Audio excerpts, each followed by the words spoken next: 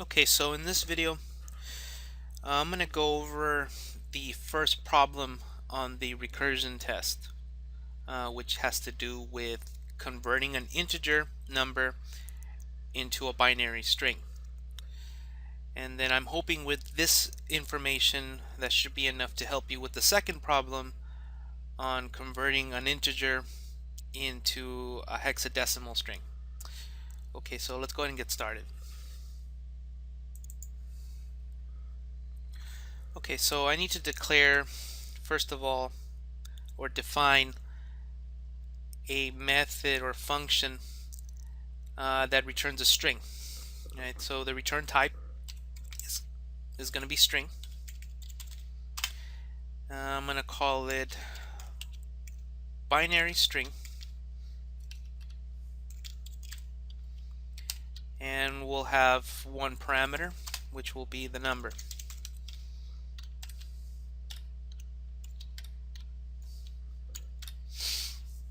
Okay. Now, when you're developing a recursive method or function, the first thing you need to do is start with the base cases, right? And in some functions you may have just one base case, in some you may have several base cases. Right, for the binary string we'll have two base cases, right? And then when you write the function for the hexadecimal string, there you'll have 16 base cases, right? Okay, so let me get started at least with this first part here. When you develop the base case, you have to think of the simplest problem, right, and the simplest solution. Right, so binary, we only have two digits. We have a 0 and we have a 1. So our base case will probably contain that information. Okay, so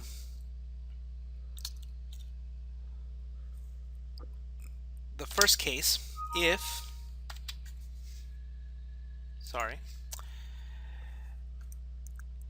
the number passed in the parameter is a 0, so if number equals 0,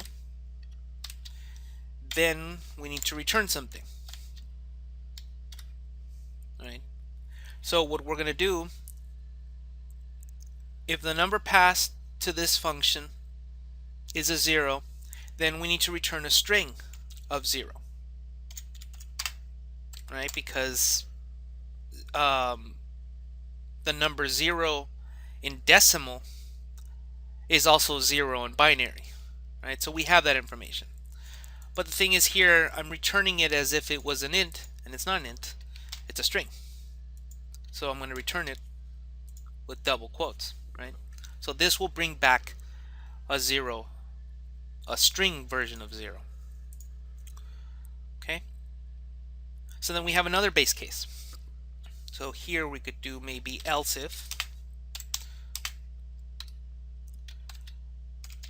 if number equals 1,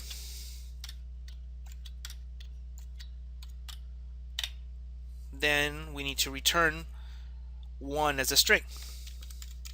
Return 1. Right, so these are the simplest cases for this method or function. Number 0, if number equals 0, then we return the string 0. If number is 1, then return a 1, right? Because 1 in decimal, 1 in hexadecimal, 1 in binary is also 1, right? So those are our base cases, right? And then we can test our function here, make sure everything is working okay. Binary string, and we'll pass either 1 or 0 just to test it out. So let's run this, see what happens. Control F5. Right, we get absolutely nothing. It's blank. Why? Because a string was returned, but we didn't display it We didn't store it anywhere. You can do this two ways, right? We can declare a string variable.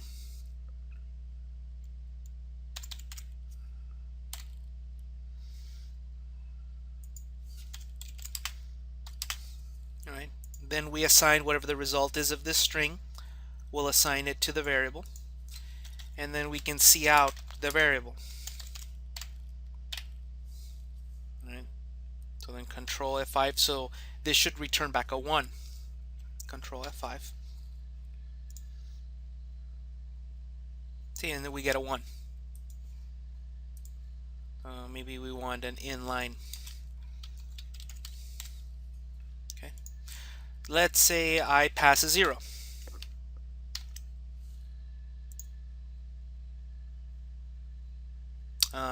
We get the 0 back.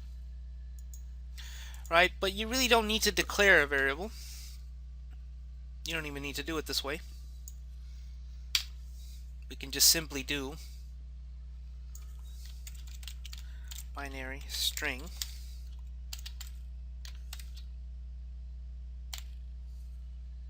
oh, oops, sorry. Okay. Then control F5. Right, and then that works okay. Right, you don't need the variable. So you can keep this a little bit simpler. Okay, so let's say I pass the number 2. Control F5. And we get nothing. And the program stops working.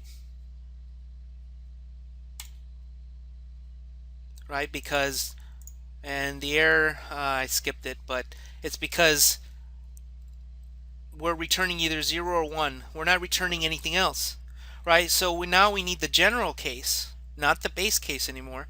The case where if I input a number other than 0 or 1, then what is my recursive function supposed to do? Well, when you write a recursive function, your function must call itself. Right? You can't use a loop, you can't use anything else. Right? Because if you use a loop and the program is not calling itself, then it's not a recursive function. So we need to have the general case, else,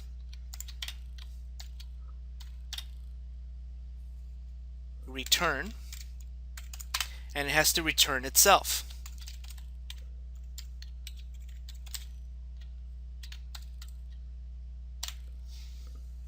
Right? But then now we have a problem, right? So what are we going to return? Let's say I return number. Okay, let's try that. Control F5. Right, and then now we have another problem, right? The program crashed again. Right, the reason it crashed is because we created a function that calls itself infinitely. It's an infinite recursion, if you will. Right, so we need to modify number so that way number can eventually meet one of these base cases. Right, because if we just leave number like this, then it'll just keep calling itself over and over and over. Right, so I pass the number 2. 2 doesn't match either of these cases, and it just calls itself again over and over. So we need to make sure that 2 can be broken down somehow, so that way it can match one of these guys. Right, so the easiest way to do that would be to divide by 2. Right, so I have 2. Is 2 equal to 0? No. Is 2 equal to 1? No. So then the general case will call this function. So 2 divided by 2 equals 1. So then now it starts up again and it goes through the same conditions again, but this time one of them matches, right? And it'll return 1. So then this will stop calling itself over and over. All right, that's what the base case does. It eventually leads, the function leads to this point and the function will stop calling itself. Right, so now let's try it and see what happens.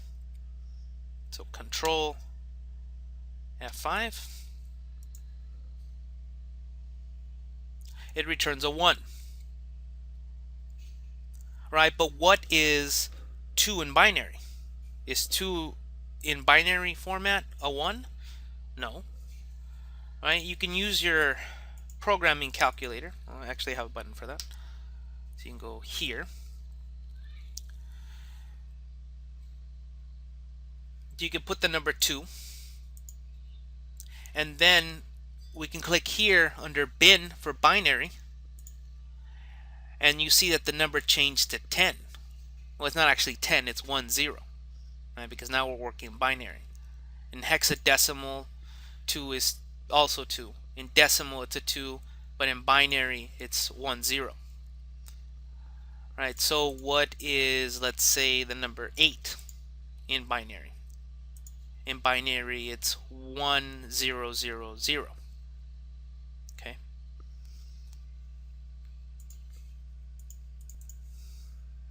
Okay, so let's try 8. See if we get that 1000. Let's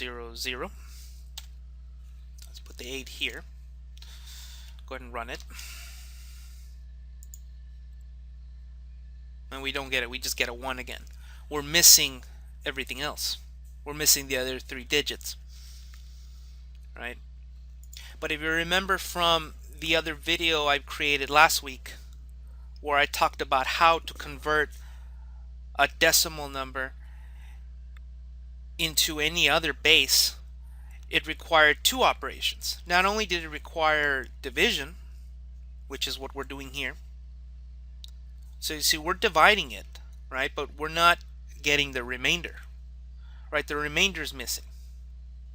So let's try and put the remainder instead, right? So instead of division, we'll use mod. Right? So then control F5 and see what we get now for 8. We get a 0, right? Because 8 mod 2 equals 0, because 2 divides evenly into the number 8. Right? So now we got the 0, but we don't have the 1 anymore. So if we need both operations, then it might make sense to use both at the same time. Right? So then here we'll need to use concatenation. So binary string number divided by 2, and then to concatenate you use the plus sign, plus binary string mod 2. Right, so here we're breaking the number down. We keep dividing it by 2 over and over, and then once we get to a base case, then it'll return, and then this method will be called, and then this will concatenate, and this will yield either a 0 or 1 right away. This function, however, won't. Right? This function will have to be called quite a few times. Okay, so let me walk you through one example so that way you can kind of see what's going on. Right, so here we're going to start with binary string 16. Right, so I'm going to write here, I'm going to abbreviate it to BS 16. Right, so then we'll go through BS 16, and 16 doesn't match either of these cases, so then we'll end up here at the general case, but instead of it returning a string, it's going to return the same function again. So then it's going to return BS 8. Right, so then BS 8 starts again, goes through each base case, it doesn't match either of those, so then now it's going to call 8 divided by 2.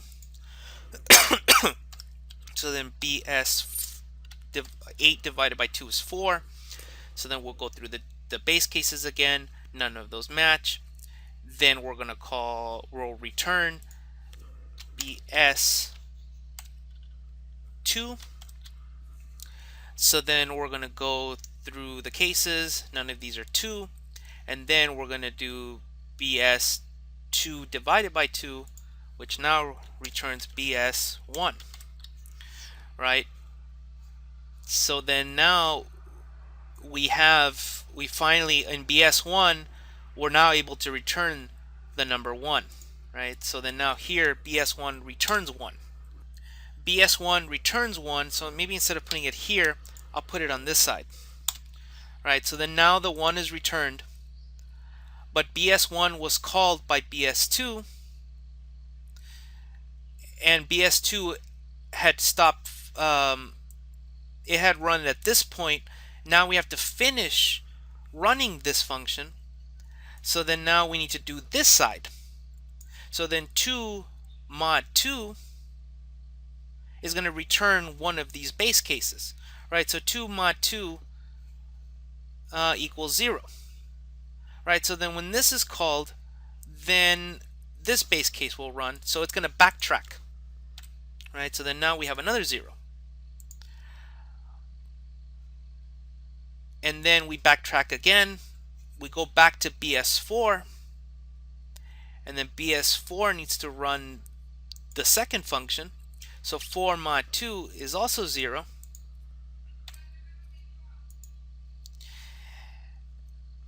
So then when this function is called, then it would return one of these. Then when BS8 is called, or returns to BS8 after running this function, then this guy is called here. Then 8 mod 2 also equals 0, so it's right there. And then finally, the first one that was called, we already took care of this. Now we need to take care of this side, and then that's 0, right? So 16 in binary, if we're concatenating all of this, should give us 1 0 0 0 0. Right, so now let's run it.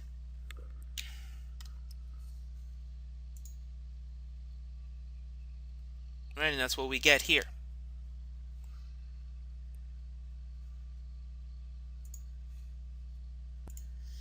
Okay, so let's walk through one more example. So let's do binary string 17. Right. So then we call BS 17. 17 doesn't match either of these base cases, so then we need to divide 17 by 2. So BS 17 divided by 2 is going to give us, it's going to be integer division, right? Because int is a number, and we're dividing by 2. So then we're going to truncate the decimal portion, or the floating portion, right? So then 17 divided by 2 in integer division is going to be just 8, right? And 8 doesn't match this case, so then again we're going to return BS4, and then BS4 is going to return BS2, and then BS2 is going to return BS1, and then 1 finally gives us back a base case, so that's going to be 1 here, right? And then we go back to the original calling function, and we have 2 mod 2, which gives us 0. And then we're doing this one again on BS4, so then that's 0. BS8 right here, that's 0 as well. And then finally this guy, since we'll have a remainder, right? 17 mod 2, so we can even check it here in the programming calculator. So then we can do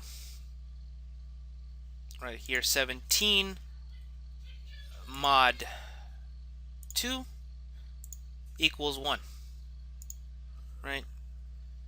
Because the number 2 goes into 17 8 times, right? Because 8 times 2 is 16. That leaves us a 1, right? So then we know 17 in binary should be 1 0 0 0 1, right? Because then now these are all concatenated together. Okay, so let's run it, see if we get the same thing. Oops. Okay, go back here, Control F5. Right, so there it is, 1 0 0 0 1. Okay, so I'm hoping this helped you out a little bit, and this information should help you write the second function for the hex string. And then let me know if you have any other questions. Send me an email, and I'll try my best to help you out. Okay, thank you very much. Thank you for watching.